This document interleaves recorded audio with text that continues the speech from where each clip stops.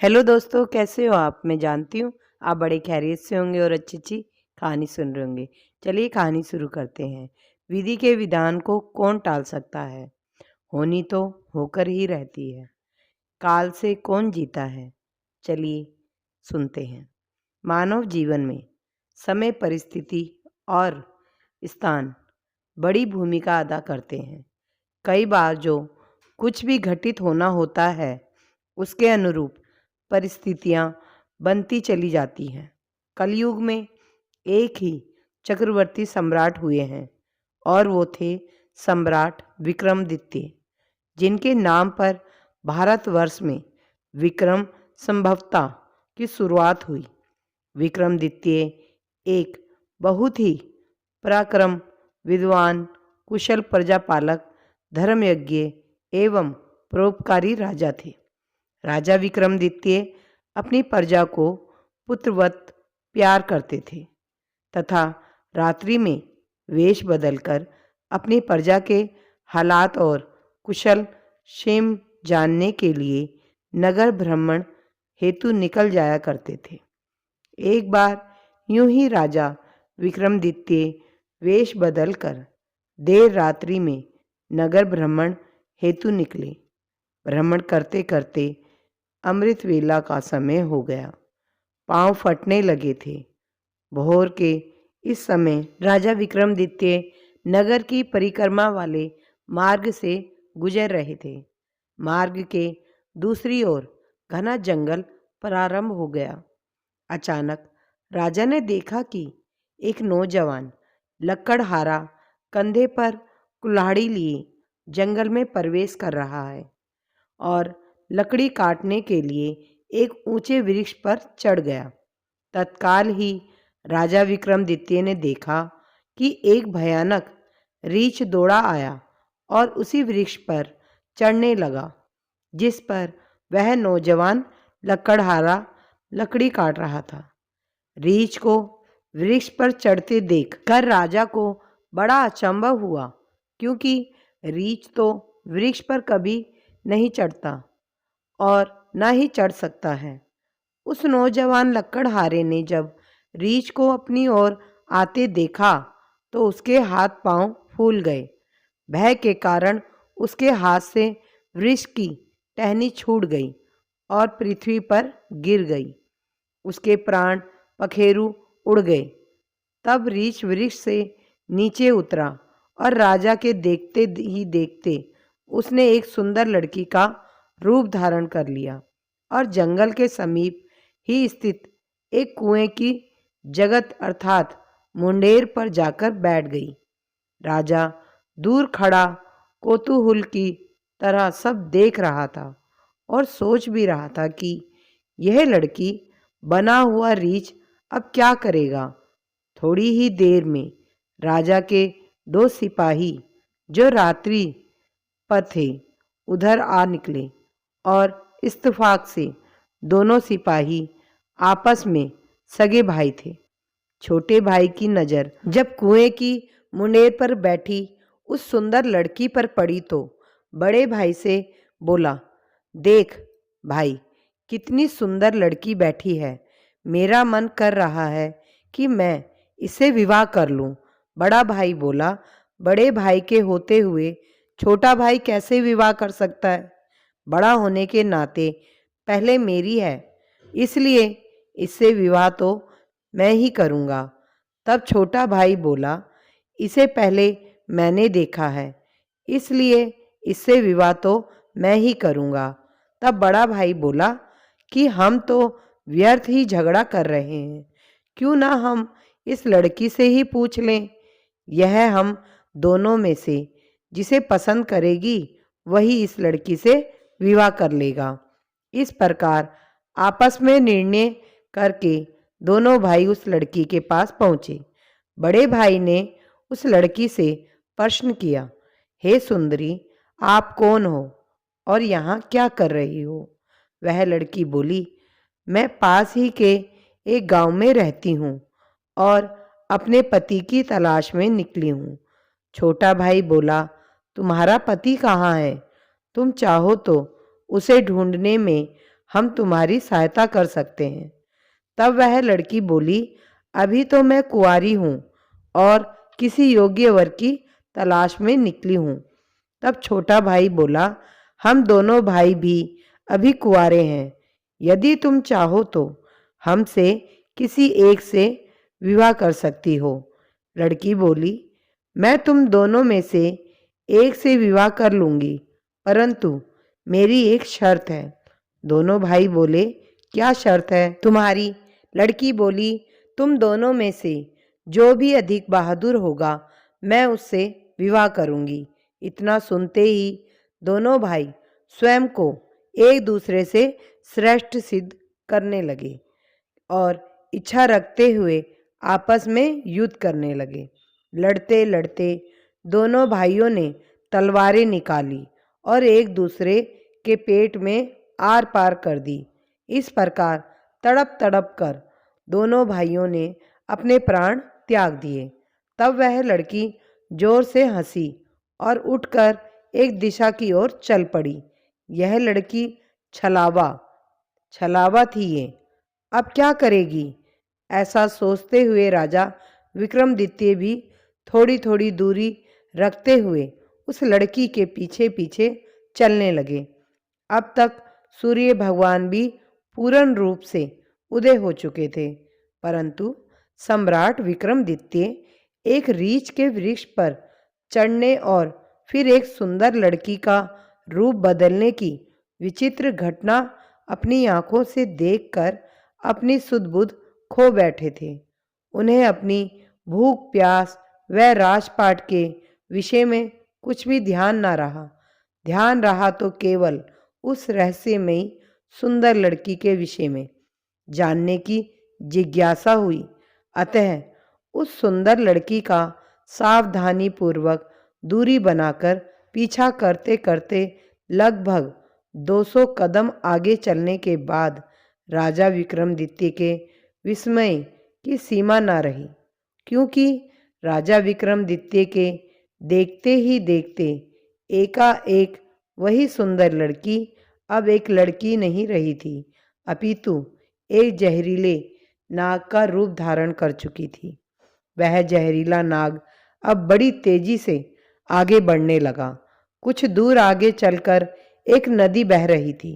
वह भयानक जहरीला नाग नदी किनारे पहुंचकर कुछ क्षण रुका और राजा के देखते ही देखते नदी में कूद गया। नदी के बीचों बीच एक नाव चल रही थी जिसमें 20-25 लोग सवार थे। वह जहरीला नाग उस नाव की तरफ बढ़ने लगा। सम्राट विक्रमादित्य किनारे पर खड़े यह सब कुछ देख रहे थे। देखते ही देखते वह जहरीला नाग उस नाव में कूद गया। नाग पर नजर पड़ते ही नाव में भगदड़ मच गई और अपनी जान बचाने के लिए लोग नाव से पानी में कूद पड़े। उनमें से जो लोग तैरना जानते थे वह तो तैरकर नदी से बाहर निकल गए और जो तैरना नहीं जानते थे वह सभी लोग पानी में डूबकर मर गए। थोड़ी देर के बाद वह नाग नदी से बाहर निकला और नदी के किनारे किनारे आगे बढ़ने लगा। सम्राट विक्रमादित्य उसके पीछे पीछे चलने लगे। कुछ दूर जाकर राजा विक्रमादित्य को एक बार फिर आश्चर्यचकित होना पड़ा, क्योंकि उस नाग ने एक बार फिर अपना रूप बदला। अब वह एक वृद्ध ब्राह्मण के रूप में था।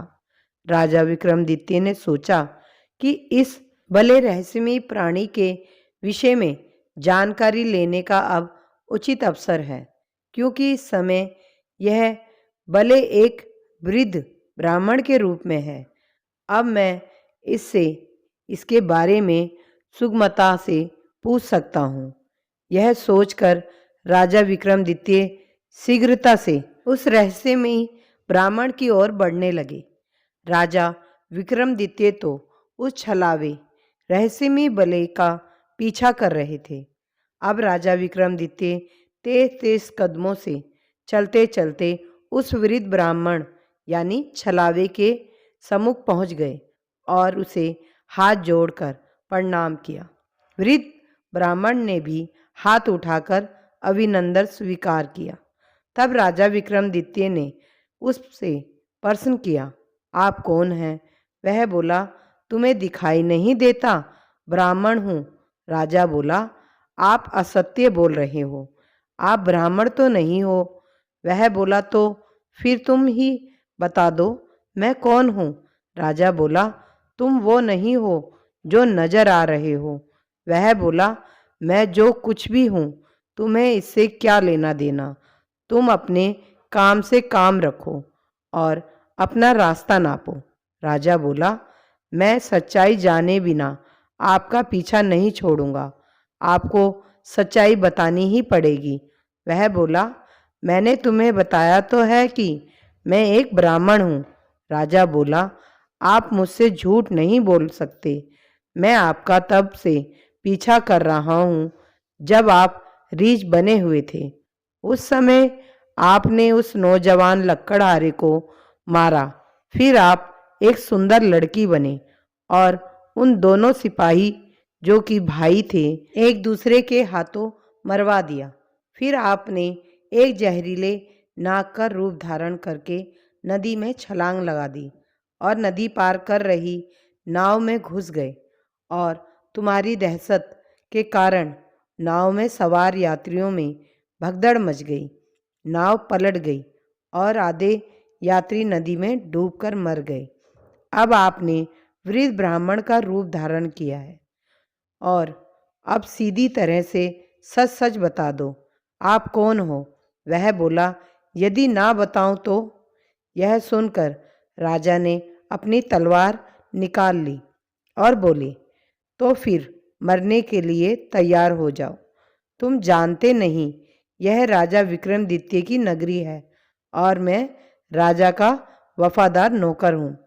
इस धर्मात्मा राजा की नगरी में इतने लोगों की जान लेकर तुम जीवित बचकर नहीं जा सकते।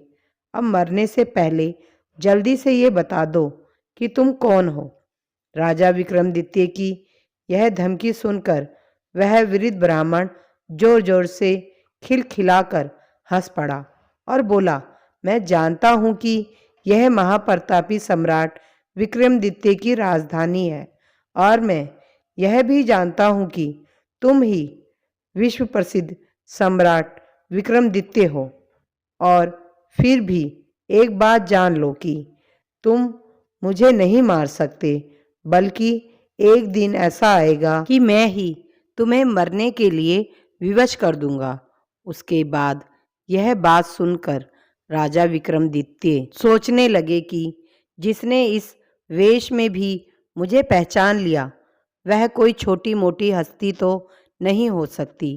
तो राजा थोड़े विनम्र होकर बोले, अब आपने मुझे पहचान ही लिया है तो कृपया आप बताएं कि आप वास्तव में कौन हो।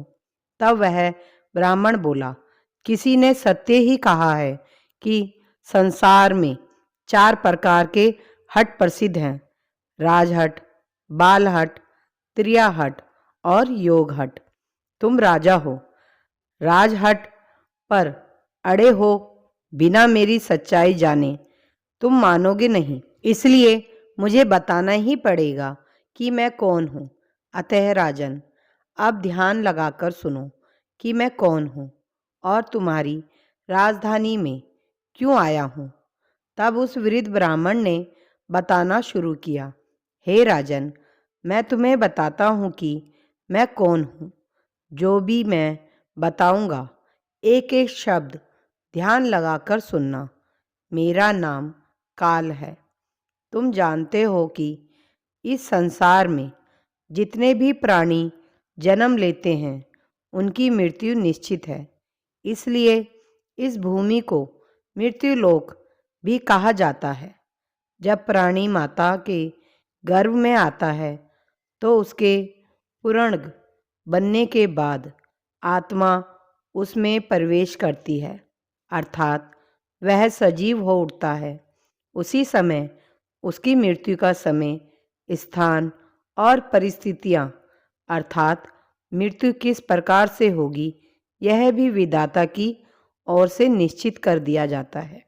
राजन, तुम यह भी जानते हो कि दुनिया के हर प्राणी के जन्म मरण का लेखा जोखा चित्रगुप्त के पास है। जब भी किसी प्राणी की मृत्यु का समय आ जाता है तो वह धर्मराज को सूचित करते हैं। अब क्योंकि सभी प्राणियों की मुक्ति यानी मृत्यु का विभाग भगवान शिव के पास है, अतः धर्मराज उस प्राणी को मृत्यु प्रदान करने की आज्ञा भगवान शिव से मांगते हैं। जब भगवान शिव आज्ञा दे देते हैं तो धर्मराज मुझे अर्थात काल को आज्ञा देते हैं। तब मैं मृत्युलोक अथवा पृथ्वी पर आता हूँ। मुझे यह पता होता है कि किस प्राणी की किस समय किस स्थान पर और किस परिस्थिति में मृत्यु होगी। मैं उस प्राणी को निश्चित समय पर उसी निश्चित स्थान पर लेकर जाता हूँ अथवा पहुँच जाता हूँ जहाँ पर उसकी मृत्यु लिखी हुई है अथवा निश्चित है, और जिस प्रकार से उसकी मृत्यु लिखी गई है मैं उस स्थान पर वैसे ही परिस्थितियाँ अथवा हालात बना देता हूँ। उस लकड़हारे को मैंने नहीं मारा। राजा विक्रमादित्य बोले, तुम फिर झूठ बोल रहे हो। मैंने स्वयं अपनी आंखों से देखा है कि उस लकड़हारे की मृत्यु का कारण तुम ही थे। वृद्ध ब्राह्मण बोला, बेशक कारण मैं बना था, लेकिन संसारिक लोग तो यही समझते हैं कि लकड़हारे की मृत्यु वृक्ष से गिरकर वृक्ष का टहनी टूटने के कारण हुई है, और फिर मुझे तो मृत्युदेव धर्मराज के आदेश का पालन करना ही पड़ता है। उसकी मृत्यु वृक्ष पर से गिरने के कारण लिखी गई थी, इसलिए मैंने रीछ बनकर वैसे ही परिस्थितियां व हालात पैदा कर दिए। नहीं तो जरा सोचो, यदि असली रीछ होता तो क्या कभी पेड़ पर चढ़ पाता? कदापि नहीं। परंतु वह तो मैं था, और मेरे लिए तो कुछ भी असंभव नहीं है। अगर उन सिपाही भाइयों की बात करें तो उनको भी मैंने नहीं मारा। उनकी मृत्यु एक दूसरे के हाथों लिखी थी, अतः उनके लिए मुझे सुंदर लड़की बनना पड़ा। नाव में सवार कुछ लोगों की मृत्यु पानी में डूबने से लिखी थी, इसके लिए मुझे भयानक नाग का रूप धारण करना पड़ा। राजन, मुझे लगता है कि अब तो आप अच्छी तरह समझ गए होंगे कि मैं कौन हूँ और तुम्हारी नगरी में क्यों आया था, और यह भी समझ गए होंगे कि समय, स्थान और परिस्थिति कि सांसारिक प्राणी के जीवन में कितनी बड़ी भूमिका होती है। राजा विक्रमादित्य ने वृद्ध ब्राह्मण रूपी काल की बात बड़े ध्यान से सुनी और गंभीर हो गए। काल कहने लगा, हे राजन, अब मैं चलता हूँ। राजा विक्रमादित्य बोले, हे कालदेव, आपने मुझे बहुत अच्छी जानकारी दी है, जिसके लिए मैं आपका बहुत आभार व्यक्त करता हूँ। कृपया जाने से पहले मेरे एक और प्रश्न का उत्तर देते जाइए। कालदेव बोले, पूछो, क्या पूछना चाहते हो? शीघ्र पूछो, मेरे पास इतना समय नहीं है।